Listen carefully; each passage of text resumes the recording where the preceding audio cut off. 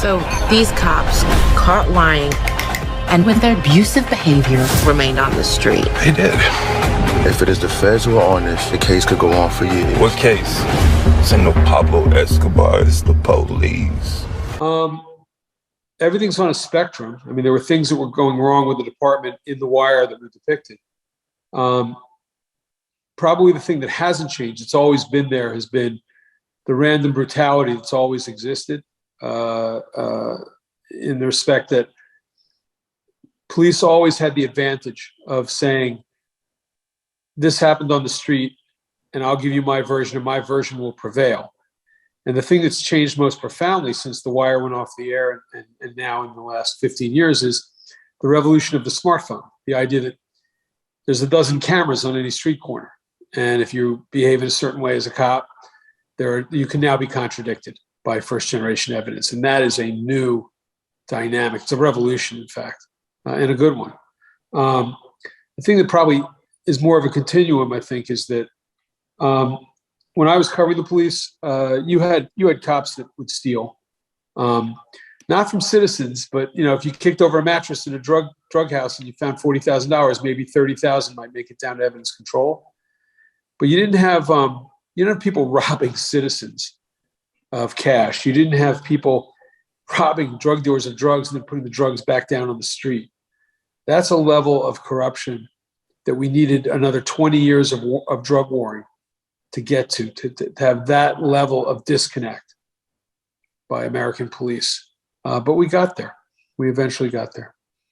So we're on an investigation. We found a big-time drug dealer, like a real fucking monster, right? We get wind on where he's keeping his cash. And we actually come upon that cash. It's right there in front of us, and we take it. I must get the scripts to a point where they don't stink. I'm trying to rewrite a rough draft of the first two scripts. It's a lot to take on. So, it's never talk about a project until you can defend it. And I'm not quite there yet. Everything changed when they came up with that expression, the war on drugs. With the war comes police militarization, the complete gutting of the Fourth Amendment. If we got up every morning and said, we're going to write the television show where people are actually going to do the right thing afterwards and the world's going to change, we wouldn't get up. It's better for us, the writers that we are, I think, to tell a story that has political import and has a political argument. But what people do with it afterwards, we've never been able to control. I think we probably have convinced some people in the middle to walk away from the drug war and to argue against it, and that's good. I'm glad we were on the right side of that. I'm glad we were there early, but a lot of people are going to have to change their demeanor before we start electing people, politicians, who no longer benefit from pretending that they're tough on crime or tough on drugs or that they're going to clear the corners.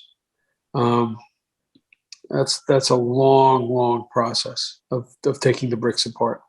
They put me in a unit made up of a bunch of the biggest crooks in the whole goddamn department. There's all this money to be made, and I'm somehow supposed to be playing by the book with these motherfuckers? Well, people are out of work. More people are out of work. As far as juveniles go, things like rec centers, like social programs, they all got shut down. There wasn't anything for kids to do. But the main thing is that the social conditions haven't really changed. There's a lack of blue collar jobs in Baltimore. There's poverty, continues. The one thing you ask, like, what's changed? I can tell you that just physically speaking, when we go back to these neighborhoods to shoot, the same plywood is in the same windows of these houses. Baltimore has not changed in that respect, and there's lawlessness. You know what I mean? As a result of that, you can't keep those conditions can't persist forever without crime rising. It just can't go on like that. In a war, You need warriors. On the ground, get down on the ground. You have enemies.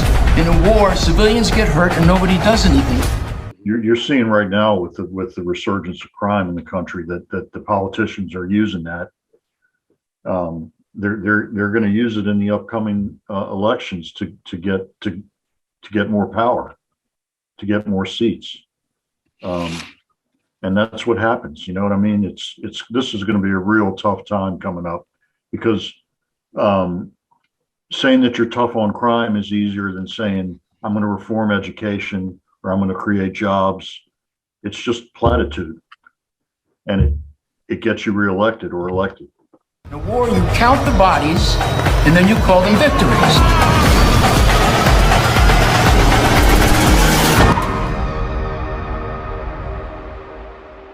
Aren't you angry?